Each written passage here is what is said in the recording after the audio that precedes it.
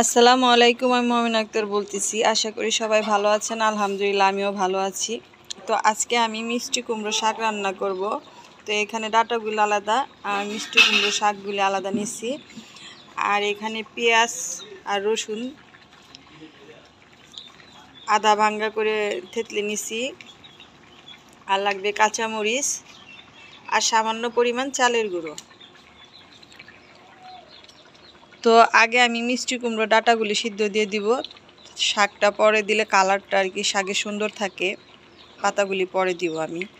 তো চলুন তাহলে সিদ্ধ করে দেই।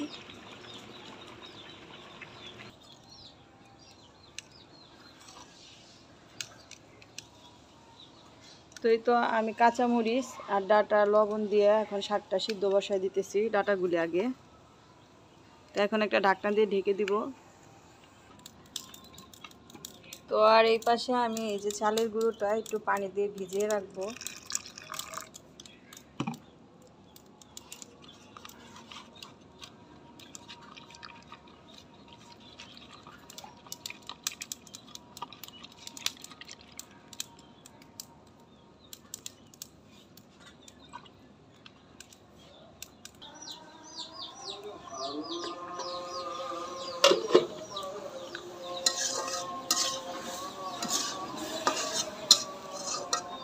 তো এই পর্যায়ে আমি শাকগুলি দিয়ে দিব।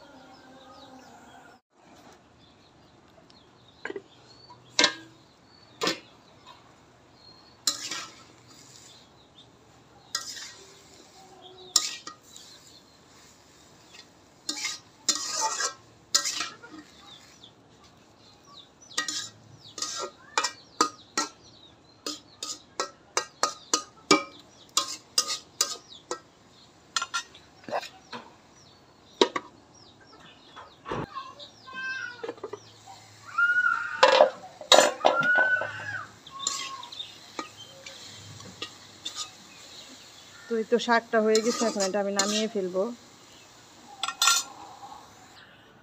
তো এই তো শাকটা আমি নামিয়ে নিচ্ছি। এখন এই কড়াইতেই তেল দিয়ে দিব।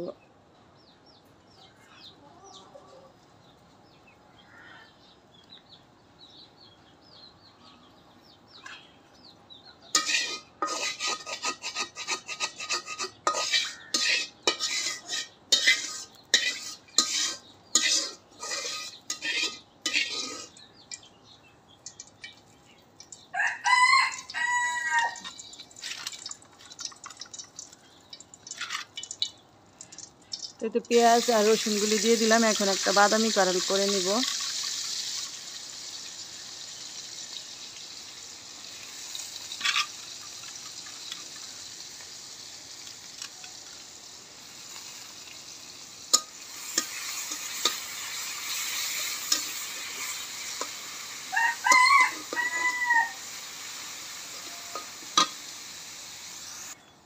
তো এই তো পেঁয়াজটা এখন বাদামি কালার হয়ে গেছে। এখন শাকগুলো এখানে আমি দিয়ে দিব।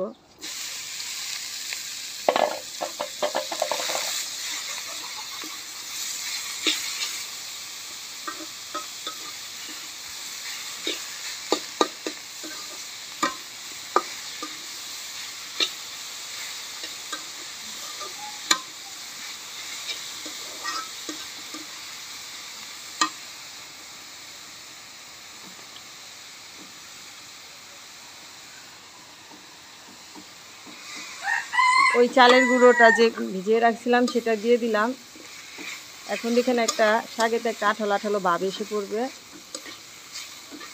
তো আমরা কিন্তু বেশিরভাগ দেখা যায় মিষ্টি কুমড়ো শাকের সাথে আরেক আর কি পুঁই শাক অথবা অন্য কোনো শাক দিয়ে রান্না করে খাই।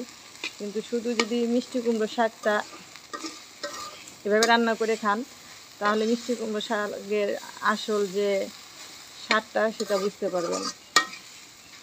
তো এইভাবে একটু হয়ে নিব।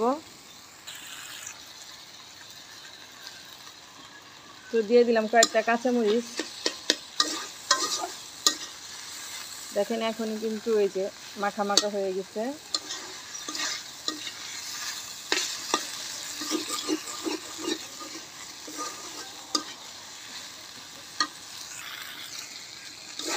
তো শাকটা হয়ে গেছে, এখন এটা আমি উঠিয়ে নিব। তো আর কি কি রান্না করলাম চলুন না আমি আপনাদের সাথে শেয়ার করি।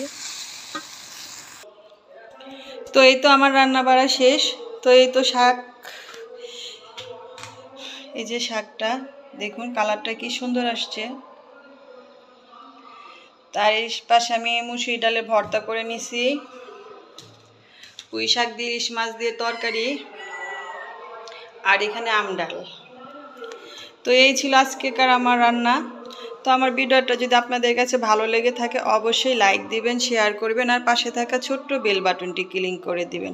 আর যারা এখন আমার চ্যানেলটি সাবস্ক্রাইব করেনি প্লিজ আমার চ্যানেলটি সাবস্ক্রাইব করে দিবেন, বন্ধুদের মাঝে বেশি বেশি করে শেয়ার করবেন, আর কমেন্টের মাধ্যমে জানাবেন আমার ভিডিওটা আপনাদের কাছে কেমন লাগলো, আর অবশ্যই একটি লাইক দিবেন।